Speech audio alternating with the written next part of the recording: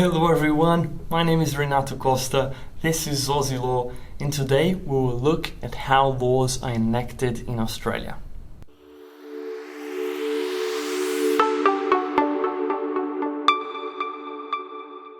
In my last videos I've been talking about the federal parliament in Australia.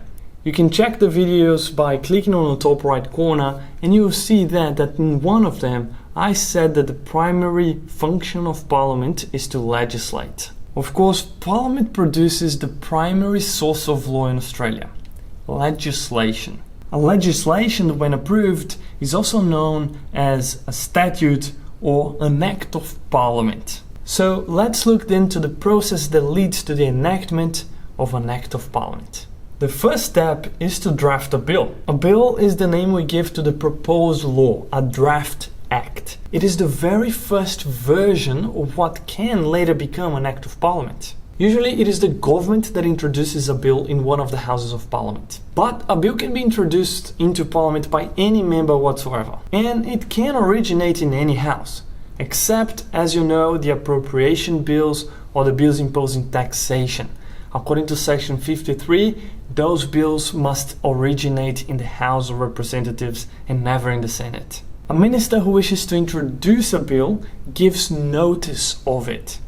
This is also called an advance warning of his or her intention to present the bill before Parliament so it can be deliberated and voted upon. The clerk of the House then will include that notice in the notice paper, making sure that the bill will be appreciated in the next sitting day. Once a bill is introduced and it's listed in the notice paper, then it will go through some other steps. These steps are called readings, and these readings will happen both in the House of Representatives and in the Senate. The first reading occurs when the clerk stands and reads out loud the long title of the bill. So this first reading is just really a formality. It's after that reading that the deliberations about the bill will actually happen.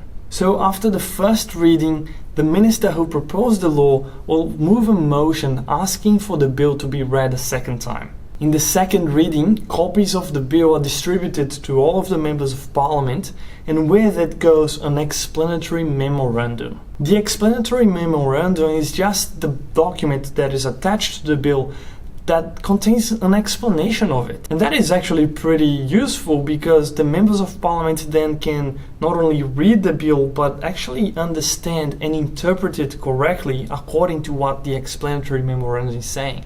It is during this step, in the second reading, that the minister who is proposing the bill will make a second reading speech. It is in this speech that the Member of Parliament will have the chance to explain the purposes of the bill, the principles and effects of the bill, what the bill contains. And what follows from that is the second reading debate, a general discussion on the contents of the bill. This is a critical part of the whole process because it is during the second reading debates that the opposition and the members of the government will discuss and debate about the content of the bill. This is where they will be taking consideration in detail. That is, consider the text of the bill in detail, clause by clause, and to propose changes and amend the bill if necessary be. At the end of this whole second reading debate, the House will take a vote on whether the bill will continue and move to the third reading or not. So a vote will be taken to decide the House's view on the bill. The minister will move for the bill to be read the second time, and if the House approves, then it will be read again. When the clerk of the House finishes reading the long title again for the second time, that's the end of the second reading, and we move to the third reading. But the third reading is usually just a formality as well, because as you can see, most of the debate has happened on the second reading already. So debate at this stage is relatively rare. When this third reading is done, then the bill has passed the House.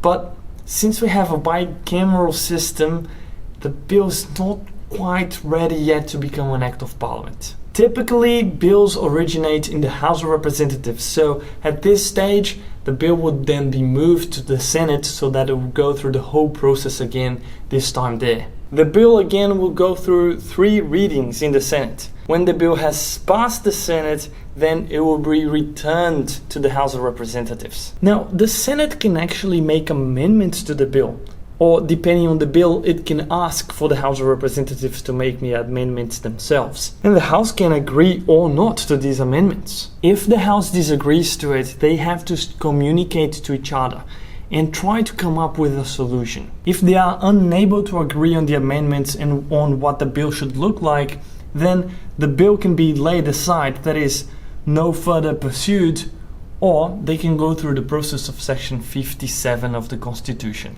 But if they reach consent, then the bill will have been approved by both houses of Parliament and it's ready to go to the very final step, royal assent. According to Section 58 of the Commonwealth Constitution, when a bill has passed both houses, it will be presented before the Governor-General for the Queen's assent. According to the text of the Constitution, the Governor-General can supposedly withhold the assent or reserve it to the Queen's pleasure. These are merely formalities though, because even though they are in the text of the Constitution, we know that the principle of responsible government dictates that the Governor-General must act on the advice of ministers. So here, if Parliament has spoken, if both houses have passed the law, it is for the Governor-General as the Queen's representative to give the assent. The words of assent used by the Governor-General are, "In the name of Her Majesty, I assent to this act."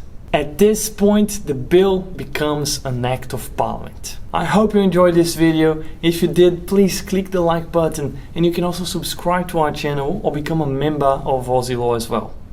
I hope to see you again soon. Until then, ciao.